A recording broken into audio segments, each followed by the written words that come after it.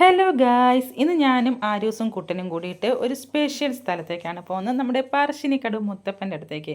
എല്ലാ മതസ്ഥർക്കും ഇങ്ങോട്ടേക്ക് സ്വാഗതമാണ് കേട്ടോ.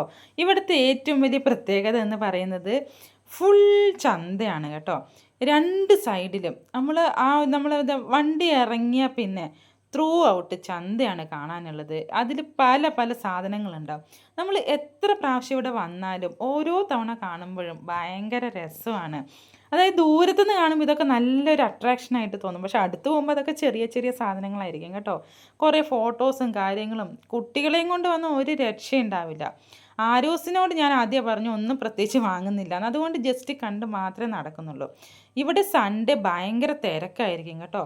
ഇവിടുത്തെ മറ്റൊരു പ്രത്യേകതയാണ്, ഏത് സമയത്ത് പോയാലും ഇവിടുത്തെ ഭക്തർക്ക് ഈ വൻപയർ പുഴുങ്ങിയതും തേങ്ങാക്കൊത്തും ചായയും പ്രസാദമായിട്ട് കിട്ടും. ഏത് മതക്കാർക്ക് ഇവിടെ ഇരുന്ന് കഴിക്കാം കേട്ടോ. ലേഡീസിന് താഴെയും ജെൻസിന് മേലെയാണുള്ളത്. അപ്പം നമ്മൾ ആദ്യം മുത്തപ്പനെ കാണാൻ വരികയാണെങ്കിൽ ഇവിടെ കയറി ഇത് കഴിച്ചതിന് ശേഷം വേണം മുത്തപ്പനെ പോയി തൊഴാനെന്നാണ് ഐതിഹ്യം കേട്ടോ. പിന്നെ ഇതിൻ്റെ തൊട്ട് മുമ്പിൽ തന്നെ വലിയൊരു പുഴയുണ്ട്.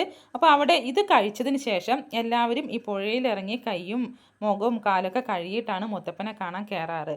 സൺഡേ ആയതുകൊണ്ട് ഭയങ്കര തിരക്കായിരുന്നു. അപ്പോൾ ഞങ്ങൾ സ്റ്റെപ്പ് ഇറങ്ങിയാണ് പോയത്. തിരിച്ച് വരുന്ന സമയത്ത് സ്റ്റെപ്പ് കയറൽ ഒരു എന്താ പറയുക, വല്ലാത്ത ടാസ്ക്കാണ് കേട്ടോ. ഇത് ഞാൻ വീഡിയോ എടുക്കാൻ വേണ്ടി മനഃപൂർവ്വം അഭിനയിക്കുന്നതല്ല, ഞാനും ആരോസും കയറി മടുത്തു.